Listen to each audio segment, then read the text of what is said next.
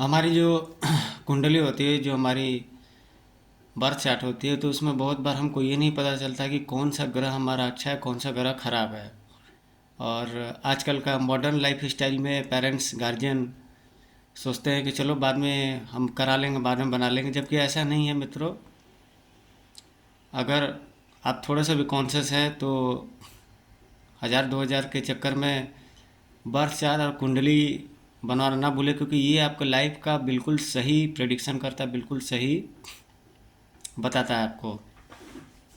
और दूसरी बात रह गई कि ज्योतिष काम कैसे करता है। तो हर आदमी जब माँ के पेट से, गर्भ से बाहर निकलता है, तो उस पर 9 ग्रहों की छाया पड़ती है, यूँ कहें तो उसकी रोशनी, रश्मियाँ।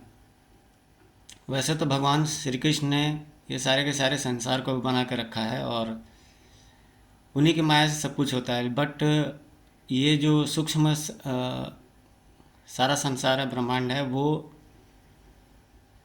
चलता है तारों, नक्षत्रों और प्रकृति की कुछ सिस्टम से।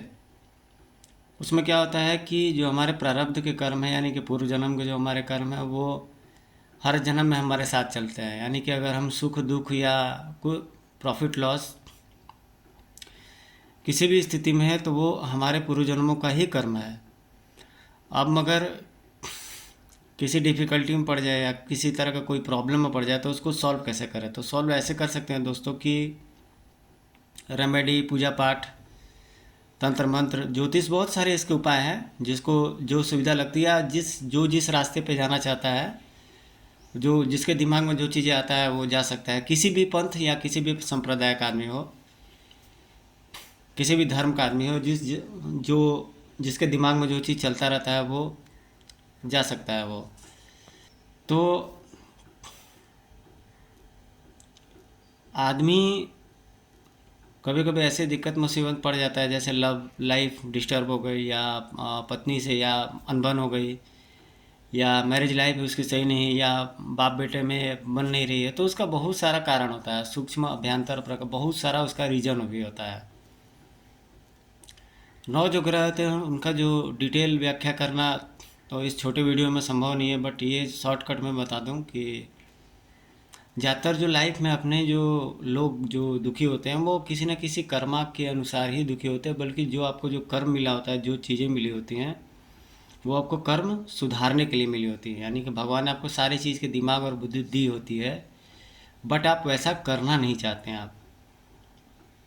तो अगले जन्म में वैसी कमियों के साथ इंसान पैदा होता है। अब उसके शरीर में, चेहरे पर या अन्य चीज़ों पर वैसा ही ग्लेज, वैसा ही तेज या वैसी ही आभा या आकर्षण होती है। और बहुत सारे लोग किसी ट्रेजेडी में पड़ जाते हैं, किसी मुसीबत में, या किसी न किसी गलत प्रकरण में फंस जाते हैं। तो ये भी ग्रह नक्षत्रों का ही खेल होता है दोस्तों, पूरी तरीके से।